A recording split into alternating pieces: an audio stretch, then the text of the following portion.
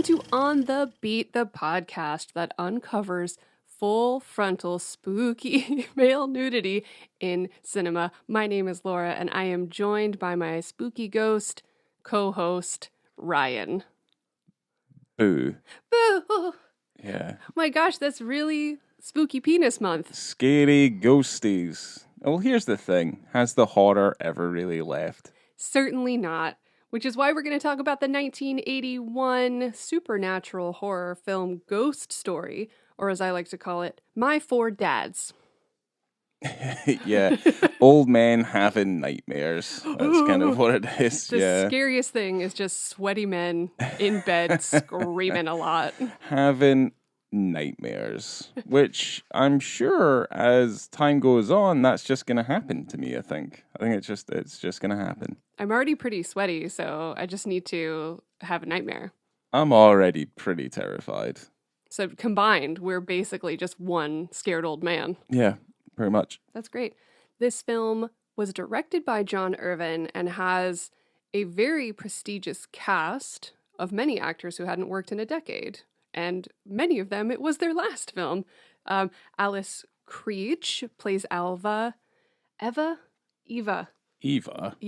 Alma. Eva? Who calls it Eva? Well, I have Eva and Alma right next to each other because that's her names, and then I just mushed them because I've never spoken before. This is my first time using my words. So. Yeah, it feels like as every time we do a podcast episode, it's like you're learning English for the first time. Absolutely. It's because you're filling too much of your head with French. That's the thing. This language that's not going to be applicable in our lives. Oh, really? Yeah, useless. Pretty much. It is pretty useless, yeah, because I don't understand French. You needed me when we were on vacation. Yeah, but did I? Yes. Less savory all over again. Yeah. This man was afraid to order a sandwich. Yeah. Which is the same in English and French. Sandwich. Yeah. Yeah. But here's the thing. Did I still get my sandwich? Yeah, I did. I ordered it for him. I did. Yeah. Oh, God. I did. Yeah. Okay. Right, the film also stars Fred Astaire, Melvin Douglas, Douglas Fairbanks Jr., John Houseman, and Craig Wasson, who I was like, there's another Wasson that I'm very familiar with. And it's James Wasson who directed Night of the Demon. Yeah. I don't think they're related. I don't think so. Yeah, they're not. There's not just a Wasson clan, like, who work in the Hollywood film industry. Work in scary movies. Yeah, I mean, Night of the Demon is very scary. True. And not in the way that this movie is scary. No, but I do have a 4K of it now, so I'm going to be putting that in over this spooky season. Please do that when I'm not around. Okay. So the synopsis for this film that I pulled from Letterboxd is nice and short. 4 successful elderly gentlemen, members of the Chowder Society, share a gruesome 50-year-old secret. When one of Edward Wanderley's twin sons dies in a bizarre accident, the group begins to see a pattern of frightening events developing. And the tagline is, "The time has come to tell the tale." Yeah. That's a good tagline. The boys never wanted to tell their secret. That's because they're all pieces of shit. Some of them are a little bit more shit. Less shit. Because they all took part in what was a ghastly crime as young debutante, rich boys who felt like they could get away with anything. This is why we need a sexy ghost. Yes. To make amends. Yeah. And I'm going to say, too late. I'm going to put it out there. This poor woman, all she was doing was existing. And these boys took advantage of her and basically desecrated her. Okay, you're making it... This is not... For those who haven't seen the movie, and I recommend watching it, when you see these 4 men trailing around this woman, you think, oh no, right? You do. But that doesn't happen. There is not a gang rape involving Fred Astaire in this motion picture. No, but the reason her ghost exists is because she is basically dispatched in a cruel and horrible way that her spirit has to remain to basically gain revenge for the vengeance for the state in which her body was desecrated, because she didn't deserve to die. And what I like about her revenge story is that it's not just about dispatching these 4 men who wronged her. It's about ending their entire lineage. Yeah, pretty no much. one will be spared. No. She's like, basically something that she says is that she will see the life run out of you, which is something that she's looking forward to doing. But I mean, for the most part, she plays a very effective ghost, because she just kind of pops up out of nowhere, like inopportune moments, where she just kind of goes boo, and then like scares them enough so they fall off a balcony or they have a heart attack, or and often it's when, they've just finished having sex with her, which is really cool as well. Yeah. Or at least in the beginning, it starts off like that. There's some head scratching moments where she appears very real in circumstances, because she's obviously dead, right? But she appears very like a very physical being, and that a few of those bits, for me, at least for me, they're a little head scratchy. And like, how does this work logically? And I do understand it's a fucking ghost, but at the same time, I'm like, how is she so physically present whilst also being a ghost? So I do have my questions like that lie in there a little bit. Well, she's really mad. So the madder she is, the more real she feels. I guess she's feeding off their fear, and hence becomes more of a physical body, because she's living off of this. She's feeding off of these old men's fears and the guilt of the horrible crime that they committed. Her anger makes her corporeal again. So right, she can have sex with the boys and have her boobs fondled and, have a job. And then, when it is an opportune time, she gets ghosty and wet. Yeah. Because didn't she have a job at that school? Like, some other people saw her. She was a secretary. Yeah. And she worked at UCF, which is, the University of Central Florida in Orlando. I was looking it up. It might not have been UCF, but it could have been UCF. They said it was in Orlando, but yes, it's like, it doesn't really matter, because you didn't really get too much of an idea that this was even set anywhere near Florida, because that's where they met, was there, because the rest of the movie's set completely somewhere else, because it had like snow and stuff. It was in Woodstock, Vermont. Oh, yeah, so that shit is cold. So yes. Why don't we back up just for a second, or not even back up, but let's jump into the director, because I have so many things I want to talk about for this spooky penis movie. Well, this will be a mouthful, because he's got quite a lot of work. But there's not a ton of information like on him, just his career wise. It's just his films kind of speak for themselves. But yeah, John Irvin, he was an English film director. He began directing documentaries and television works, which included the BBC adaptation of Tinker Tailor Soldier Spy. Ooh. But yeah, he started making features in the 80s, and I don't know if he's still making films now. His last one was in 2016. But yeah, we start off in 1980 with Dogs of War, Ghost Story in 81, Champions 84, Turtle Diary 85, Raw Deal with 86 with Arnold, Hamburger Hill, the Vietnam movie in 87, Next of Kin 89, Eminent Domain 1990, Robin Hood 91, do not mistake that one for Prince of Thieves, it's just another TV movie, Free Fall from 94, Widow's Peak in 94, A Month by the Lake 95, Crazy Horse 96, City of Industry 97, When Trumpets Fade in 98, Noah's Ark 99, Shiner 2000, Fourth Angel 2001, Boys of County Clare 2003, I think it's ... kill, because it goes dot with an actual dot, and then kill with 2005 or 4. Doesn't really matter.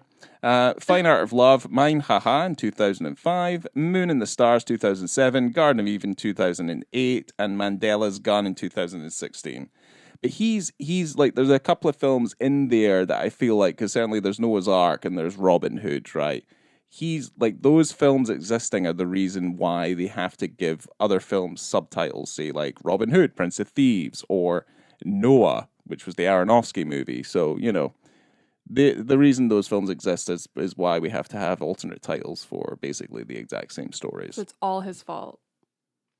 Pretty much. But I mean, I have seen Raw Deal. I have seen Hamburger Hill, and Next of Kin, I think, is a Patrick Swayze movie. So there's some stuff in there that I think is perfectly watchable. It's the sort of thing that we would put on just in a pinch, and we'd probably pay attention to half of it. That's what it probably is. But there's nothing wrong with that. No, I like moving pictures. Yeah. But that is John Irvin. Okay. Doesn't seem like there's going to be a lot of other penises in his other films. Probably not, no, but that doesn't Bummer. really matter. Well, not when you've made probably the best one ever. So, I don't know about that. This film was based on a book with the same name, written by Peter Straub in 1979. It was 500 pages long. One of those books that a screenwriter would find really hard to adapt because there's, in this film you have 4 main characters, the old men. There was a 5th one they just omitted from the film, and that's fine. There's too many boys in the movie anyway. But because the work was so intricate and apparently it was quite well written and very well regarded, and it had only just come out, like it's a very new book before Universal Pictures bought it, they had a really hard time adapting it. But it sold to Universal for $225,000. Still wondering why there isn't a Halloween Horror Nights house for it. Yeah, why do we not have a naked man falling out of a window? Or just old men screaming, wet ladies. Yeah. Wet lady brides. Well, that's the thing. Like, they wake up, they scream, and their wife who's next to them just goes, "Shut up." Which I thought was kind of funny. Because, I mean, I'll be honest, if it was you and me, and I was at that age, and I'm, like, waking up just going, you would tell me to shut up and all. So, or I'd tell you to leave. Yeah, I'd be like, or go back. I would leave the room. Go to another room. Fucking hell. All sweaty, keeping in a me tiny awake. little bed. Yeah. But then it's, I didn't commit a murder, so I think I'm going to be all right. I think I'll be okay. So the screenplay was eventually written by the same man who did the screenplay for Carrie, which is fun.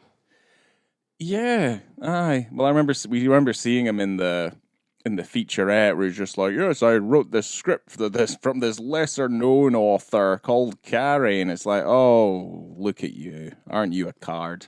Yeah, he's very fancy. Yeah, he was a little fancy. But, I mean, he's done a decent job of adapting this. Obviously, I have no frame of reference for the book. But they did respond with the book. It's just, it's quite, in its current state, it was probably unfilmable. Because it is too dense. Like, it's way too dense. Author was not happy with the adaptation to the point where he didn't want anyone else to try.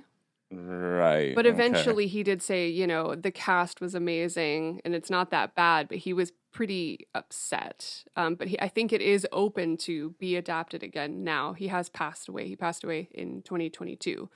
Oh, great. The author. So, he won't ever know or be disappointed at this point. But I don't think a modern adaptation, because, there's plenty of films within this vein that I feel like, because I wouldn't say this is like an incredibly original story. This is a classic ghost story. This stands on its own 2 feet because it's of this time, it's of that time. So the casting and the direction and the effects and like the things that are put into this version from 1981 kind of make it feel a little bit timeless, which is why I feel if they did update it, it would be, maybe it wouldn't be as good. Yeah, no, it would be very CG heavy and it would just be lame. It's like the remake of Poltergeist, but the remake of Poltergeist is like, is like Oh. egregious, like one of the worst remakes in living memory, I feel like. But again, Poltergeist is great because of the time that it was made. It'd be a very different thing if it was made in a different time. Poltergeist is one of my favorite movies, regardless of the season. Yes. I love that movie. But yeah. And I was so excited about, well, I wasn't necessarily excited about the remake, but Sam Rockwell's in it. And I go, oh, sign me up. I mean, it's proof positive that he is not, he can't fix things. He's not super glue, Laura. Unfortunately. No, proof positive. I'm sorry. Oh, well. A couple of other people that were poked for the roles in this film were Henry Fonda and Jimmy Stewart, you know, in the gang of old men, famous old men of the time. Yeah, I mean, there comes a point where these old, because Fred Astaire is obviously very prominent. Yes. He's the least sort of shit. He's the least shit of the old men, basically. And he stands by his guns and he's got a level of conviction. The other ones, one of them's a horrible drunk who's just like, I have no regrets whatsoever. And then obviously the other old men are just like, are being torn apart from the inside mentally because of the hauntings. So Fred Astaire does stand out a fair amount, and he has his own action sequences and stuff like that, which is interesting to see. But yeah, I don't know. I feel like if the injection of because what would have Henry Fonda and Jimmy Stewart, what roles would they have played? Would they have just been side by side with Fred Astaire, or were they to play Fred Astaire's character? It was early on in the casting, so it was just like they're reaching out, like, do you want to be in this movie? Because Jimmy Stewart could have been a really nervous old man. Oh, I don't know, like that would have been okay. Yeah, he could have played Astaire's role. He could have. Oh, I just want to tell my story. Let me speak. Let me tell the story. Like that would work. Yeah. True. Yeah. Well, anyway. Melvin Douglas, who played John Jaffrey in the film, was seriously ill during filming, and he passed away in August 1981 before the film was released. Oh, dear. So this was also the final film of Fred Astaire and Douglas Fairbanks Jr. Okay. So yeah, they all went out after this movie. Yeah, I mean, Fred Astaire had literally been a Hollywood star since the 1930s. So. Yeah. Yeah. I mean, he could have gone out after Xanadu, and he didn't. Was he in Xanadu, or was that somebody else? I don't know. Oh God, who was the dancing if he was either way, if he was in Xanadu, he definitely needed to do something to not be associated with Xanadu. And he does a very good job in Ghost Story. That's fine. I think he was just. It's Gene Kelly. Shit, right. The other dancing guy. The other dancing guy, the American in Paris that you're mixing up. My bad. But yeah, and Xanadu's fine. I don't know why people love it so much, but it's fine. It's great. Whatever. So the men, as we mentioned in the synopsis, are part of the Chowder Society, which actually takes its name from a 1940s Barnaby comic strip. So the elves, leprechauns, gnomes, and little men's Chowder and Marching Society was a fraternal organization that was frequented by Mr. O'Malley, who was the fairy godfather character in the comics. That was a whole bunch of words, Laura. What is that? There was nonsense? a comic book or a comic strip, and there was a character who was part of a society, and the society was called the Elves, Leprechauns, Gnomes, and Little Men's Chowder and Marching Society.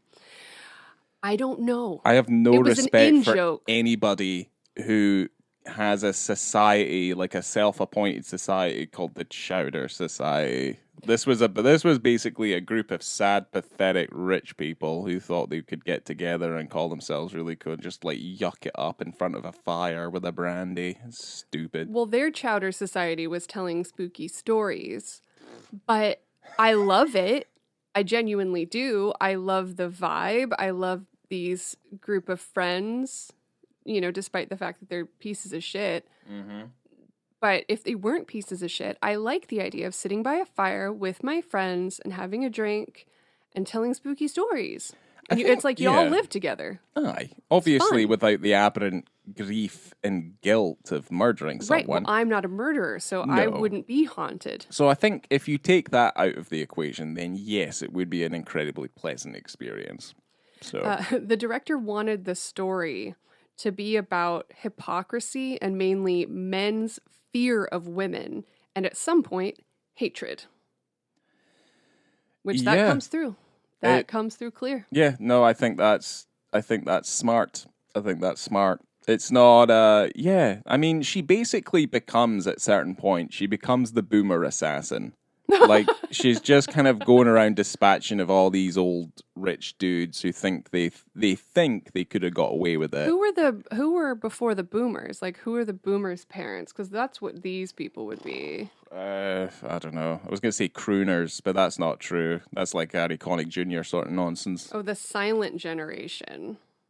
The silent generation? Yeah, from 1928 to 1945. The makeup artist was Dick Smith, and you might know his work from such films as The Exorcist and Death Becomes Her.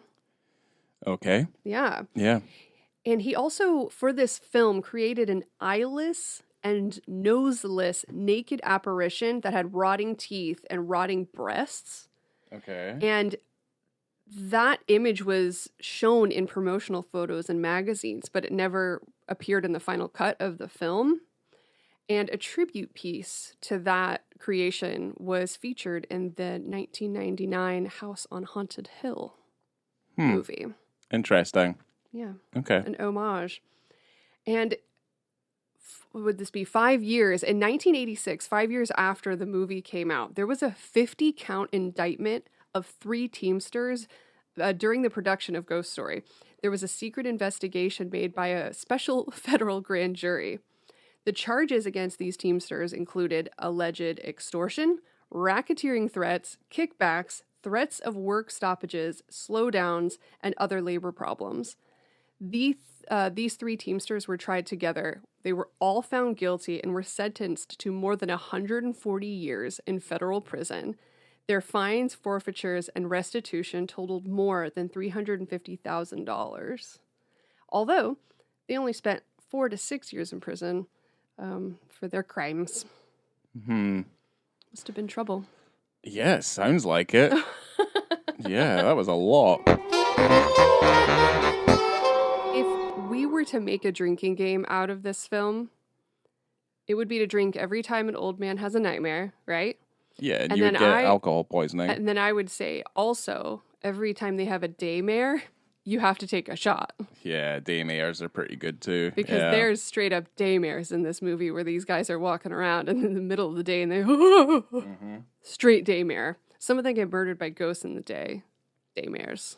Yeah, you're not safe at any point in the day. No. Because ghosts do not sleep. I don't know why she waited this long. Was there any explanation to that in the film? Like why she waited until they were basically corpses anyway? Well, I think she got more pleasure out of haunting them for the majority of their lives.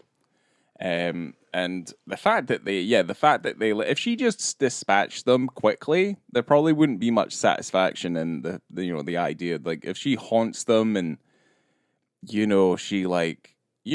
revenge is a dish best served cold. So, she's gonna literally, she's gonna draw it out and make them suffer. And I think that's basically what's happening. Yeah. And it's just coming to the point where, the sons, the children of these men are getting older, so then she can seduce them, all sorts of stuff, so she's going to make them suffer as much as she can. I think that's the reason why. Well, speaking of seduction, let's jump into that penis scene, which is right close to the top of the film, right after a couple of screaming old men. Pretty much, 8 minutes and 24 seconds into this film. Yep. So we don't know who this man is yet, as far as I'm aware. He just woke up and showered after having what we assume is a sexy evening. Yes. Because there is a naked lady on her belly in bed. Mm-hmm. And he's just wrapped in a towel just around his waist. And I think he's trying to get her attention, yeah? Because she's laying in bed. She looks dead. You don't know Yeah. what's going on. They're in a high-rise building. Well, she's making noises, and he starts asking, "Who are you?" And she goes, "You know." And he's like, "I know." And then she says, "I am you." I'm you. And then she turns around. Well, her body's cold and he's a little confused. Yeah, he Yeah. turns over her body and she's a straight up melty corpse. Yeah, she's a fucking, her face is off. And Which yeah, she's a literal nightmare. obviously would be quite shocking to someone in a post-coital situation to realize Yes. you just, I mean, he didn't technically pork a corpse. I guess this is where we address it, is that, like, they're having sex with her, like her physical being. So, like, is her corpse like walking around and she has the visage of the young cell? So, like, are they literally? Because I think they're having sex with the corpse And that's walking around. towards the end of the film, the things that she says to the brother, to Dawn, make Yeah. it seem like she's like, "Didn't you miss my body?" Oof. And, you know, she is a corpse. I do wonder that. But that's impossible unless she's just so angry that she can be corporeal in these moments, but then change what type of body she's showing to people. I guess I like the idea that she's, Escaped it's like, and then going back to her death trap and then. well, it's kind of like in The Mummy, right? Stephen Sommers' The Mummy, like before he's fully regenerated, like there's parts of him that are still rotting. I remember he kisses Rachel Weisz, Yes. and his mouth starts to rot. I think that's what it's like. She's like selective about what parts of her body are rotting, So You're not wrong. There are gaps here, but that's okay. Because she still can be like I don't know. She is real. He plays footsie like with her boobs. Like he's rubbing on her boobs with his feet and stuff. Which, like, I mean, and they have sex and she's flesh and she has a job and there's it doesn't make a lot of sense, but I'm not too worried about it. But I guess, like, for us to try and make sense of a film that's effectively about a ghost, I think we're starting to defeat the majesty of cinema a little bit. Maybe that was part of the suspension book that of disbelief. They just couldn't figure out. Yeah. I think the fact that we're looking for a scientific explanation as to how she was able to do it for a ghost takes us away from the majesty of it. But he's shocked enough that he stumbles back what probably could be perceived as 6 to 10 feet towards from the bed. Plate glass window. Yeah. So Yeah. I'm like, oh, okay. I'm like, well, yeah. He's definitely been directed to fall out that window. Yes. I don't know if I've ever been that shocked, but then I've never woken up next to a rotting corpse, so I don't know.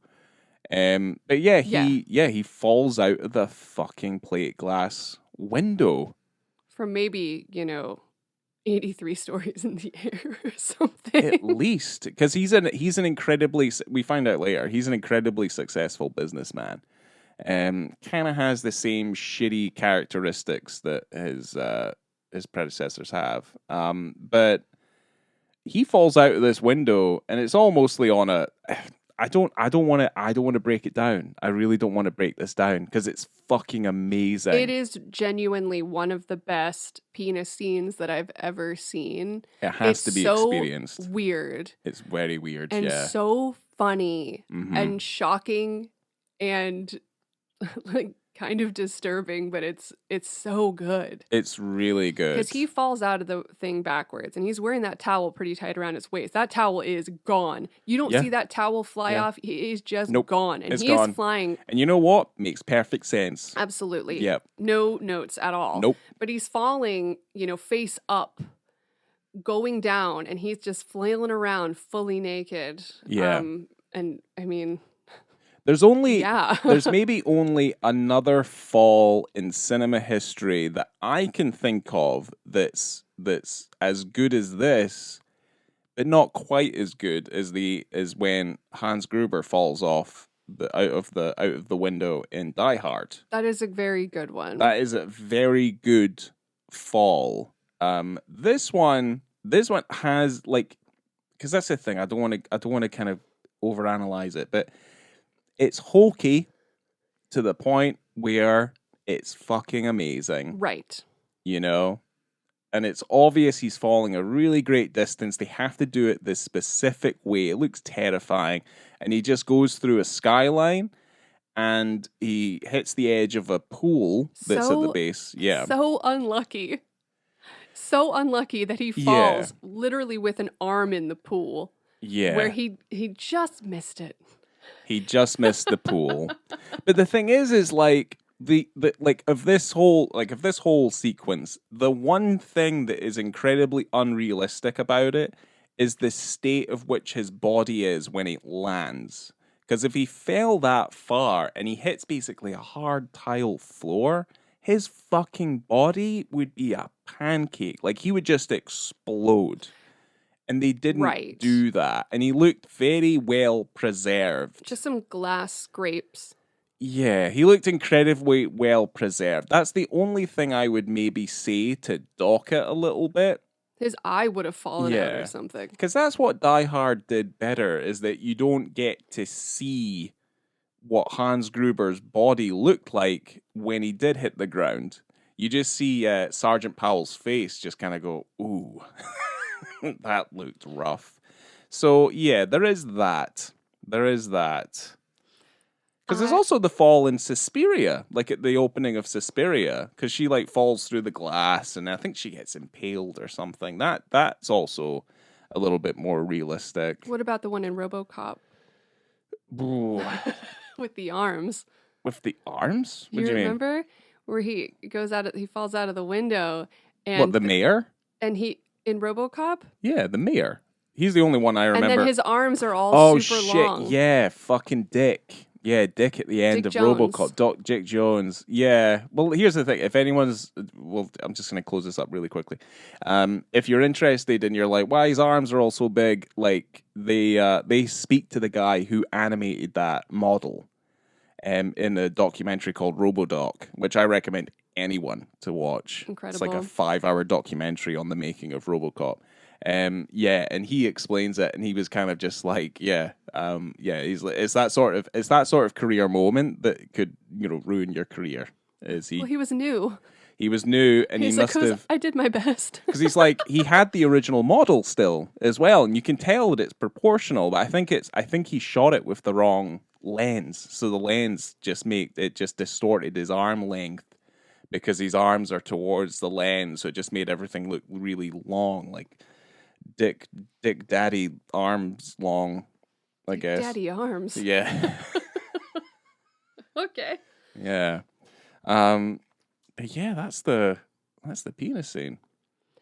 It's fucking awesome. It's so good. It's fucking amazing. It's so good. Like, there's a reason people remember it, Like, it's classic. Also, it's incredibly fucking unexpected as well. Right, yeah. You're just like, what the fuck? Because you're like, oh, he's wearing a towel. You're not expecting this. And the thing is, it's like right up front and center. Like, it's a really close, like, shot, and you're kind of seeing, because it's him obviously against like a blue screen or a green screen, and they've obviously imposed that on a shot of, the camera plummeting down the building as if it's there. So it's like obviously there, and it looks a little hokey, but it's the sort of fall that, someone who didn't have a ton of money or whatever would do, because it's, it's quite a dangerous stunt, and those things cost a ton of cash.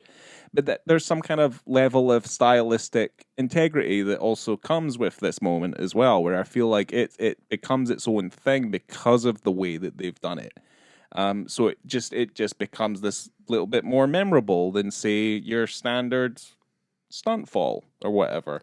It's one of those really magical things that happens every once in a while, where there's a movie that you haven't seen before that's new to you. Yeah. This movie was made in 1981. I was made in 1985, and I hadn't seen this movie. And I just, we both watched it for the first time. And I think that's just such a treasure. I remember seeing clips of it and stuff like that over the years, and it was always referred to as a classic. And yeah, I mean, this was just because that's the thing, like, it's a good film. Would I say it's great? No. No, I wouldn't. I'd say, it's like when we first watched Sleepaway Camp. I hadn't seen it before either. Oh, that movie's And that amazing. film's fucking phenomenal. Oh like, my you don't God. expect something that feels like it has the substance of something that you're like, I'm pretty sure I've seen something like this before.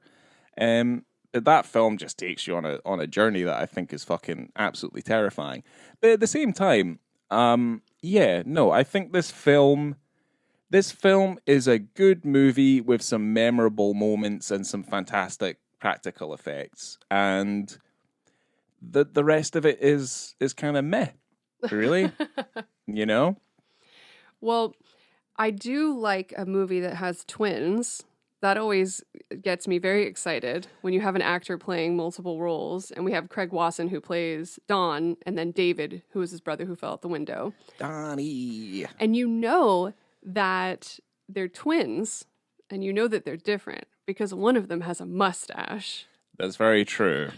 That's very true. That's how basically Superman and Clark Kent have been able to lead separate lives this entire time. We talked about this on another episode because his glasses are like hypno glasses or something. Yeah, because there's comic book lore about his glasses. Yeah. Doesn't matter. Well, But his anyway, mustache doesn't have those kind of effects. It's just a regular mustache on a twin. it's obviously a pasted on mustache. Yeah. Yes. Aye. Well, he's one of those actors where you look at him and you go, he is super familiar. Where do I know this guy from? And I was like, oh yeah, he was in Body Double Yeah. and De Palma's Body Double. And then he was also in Nightmare on Elm Street 3, Dream Warriors. Which is potentially maybe the best Nightmare on Elm Street in the entire series. Is Dream Warriors. It's my favorite. I feel kind of the same way about Alice Creed, who is like the only female in this entire movie, basically. But I saw her in a movie recently directed by Barbie Schroeder called Barfly that was pretty good. And she was really great in it. She's also in Silent Hill and a bunch of Star Trek stuff and the new Texas Chainsaw Massacre remake from a few years ago. Yeah, she's good at playing this kind of like wacky weirdo. She has the most beautiful hair. She's one of those people that has hair that you just can't, you just got to see it. Yeah. There's parts of this movie where the boys are just trying to like find her in her own hair. She gets hidden in there, so much of it. Yeah, aye. But anyway, Yeah. yeah, Okay. same thing. Same, yeah. I'm like, yeah, that's fine. Well, what did I call this movie? It was like It, in a way, but not necessarily as good. Well, it's like Because it goes back in time quite a bit. yeah, it's like Back and forth. It's like it in reverse, sort of. Maybe. Well, it's kind of It like kinda it. goes It's back kind of and the same. forth, Yeah, doesn't it? it does go back and forth. Where you basically have, you know that there's a problem and they're being haunted, and then you find out the origins of the haunting.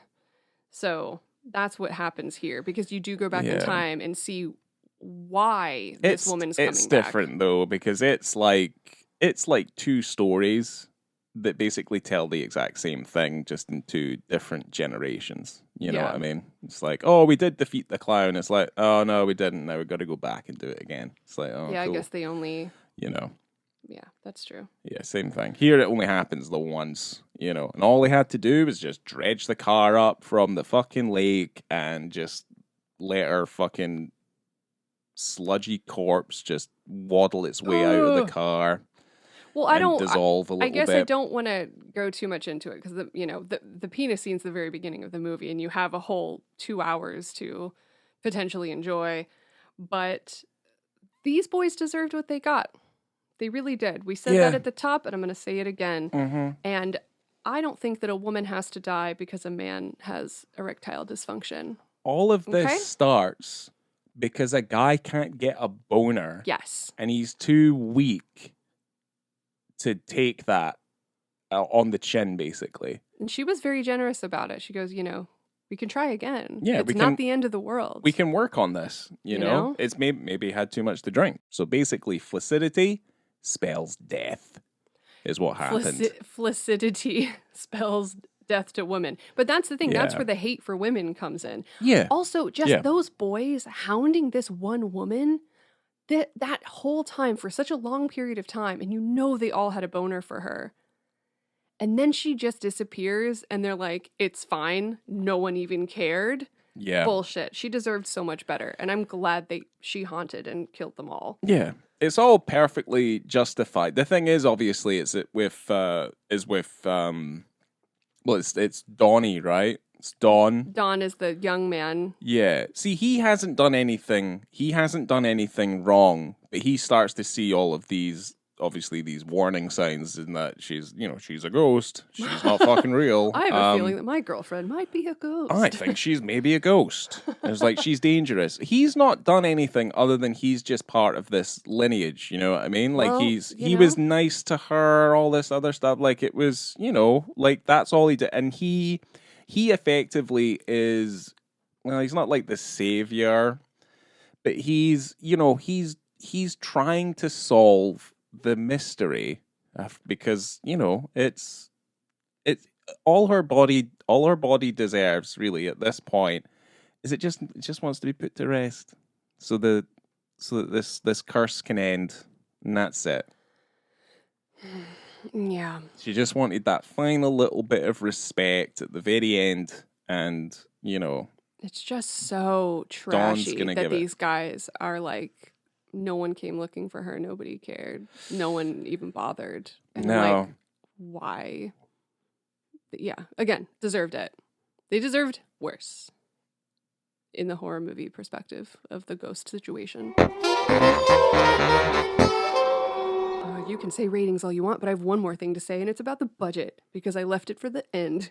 Okay. It's going to blow your socks off. You ready? $13.5 million budget, and it grossed $23.4 million at the U.S. box office. Good. Success. It was a success. It would be deemed a success. A success back then. Now, though, if that was you probably would have been labeled as a flop. No. I don't know. I mean, you've got, I think, one battle after another right now talking about another kind of society. You've got the Chowder Society and Ghost Story, and you have the Christmas Adventurer Society. Yes. Of also dumb old men. Old men with very particular views in that movie, yes.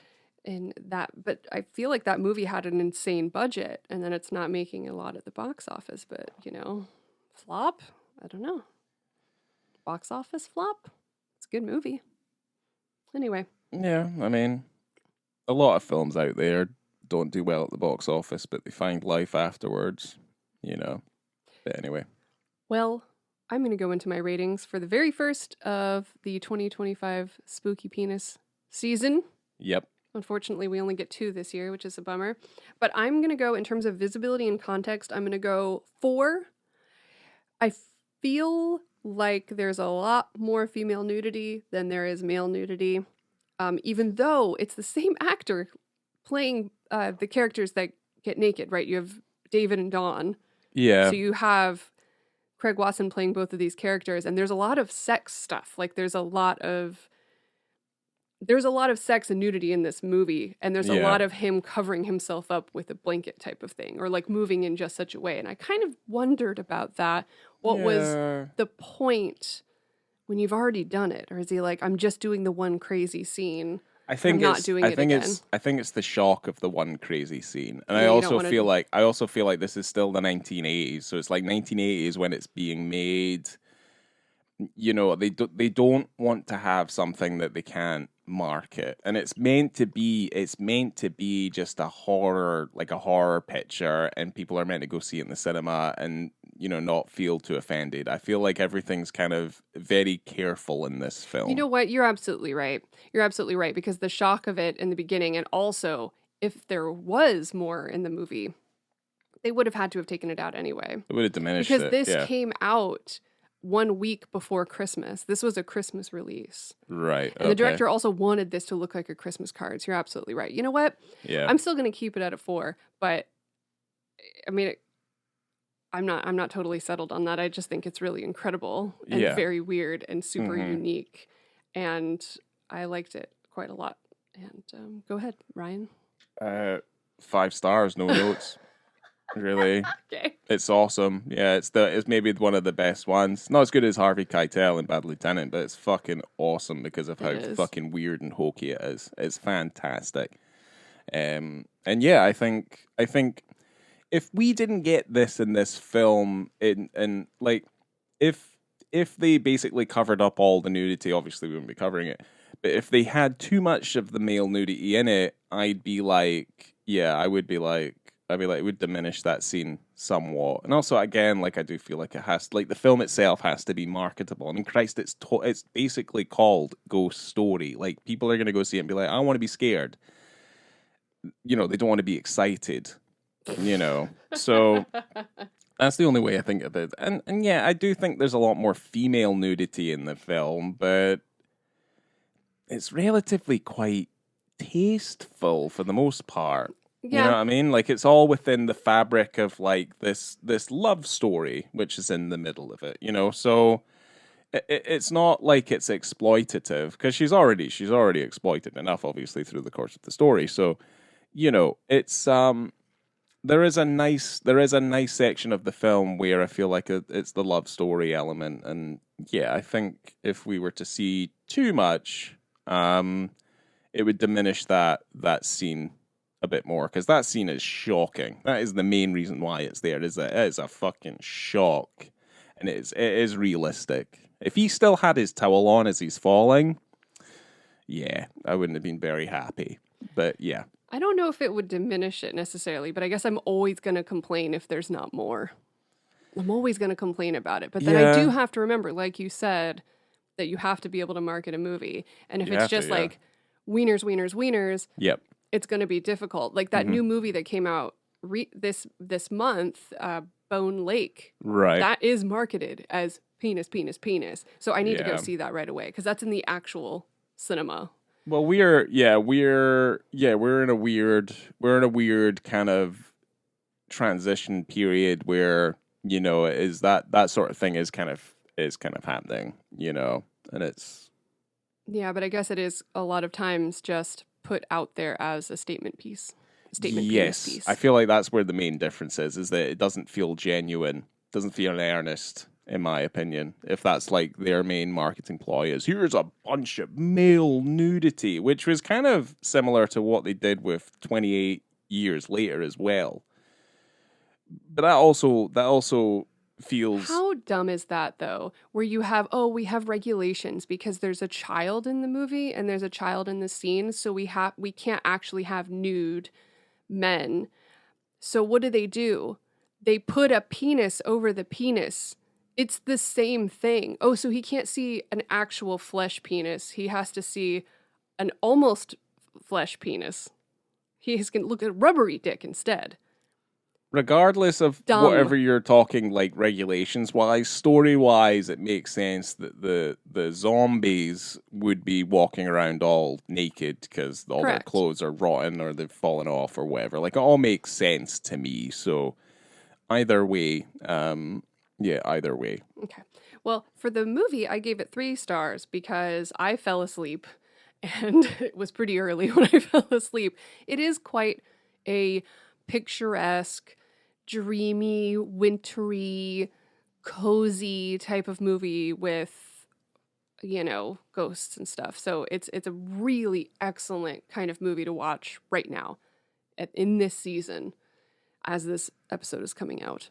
But I don't some of it doesn't make sense. Some of it's kind of boring.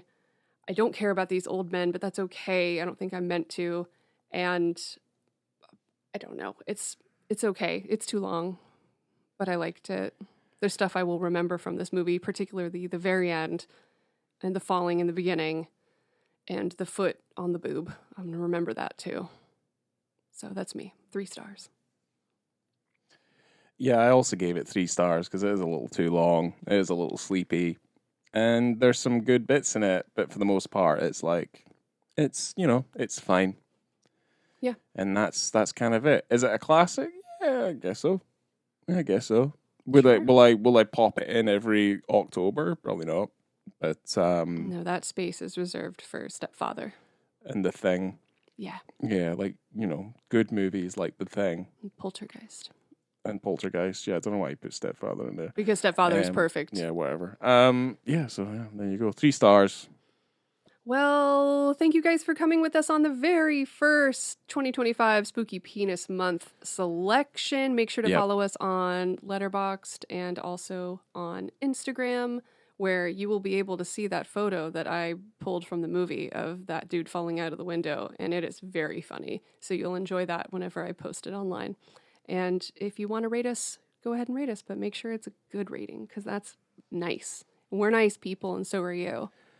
Yeah, be nice. Why would we deserve a bad rating? Yeah, don't do that. Yeah. Just be nice. How would you feel if you got a bad rating? We need positivity in this world. Yeah. So, coming to you from the Chowder Society, I have been Laura. Where's my chowder? There's not a goddamn bowl of chowder in this entire thing. Nope. Grievances. Not at all. They had chowder, I would have given it 4 stars. Fucking liars. Chowder season.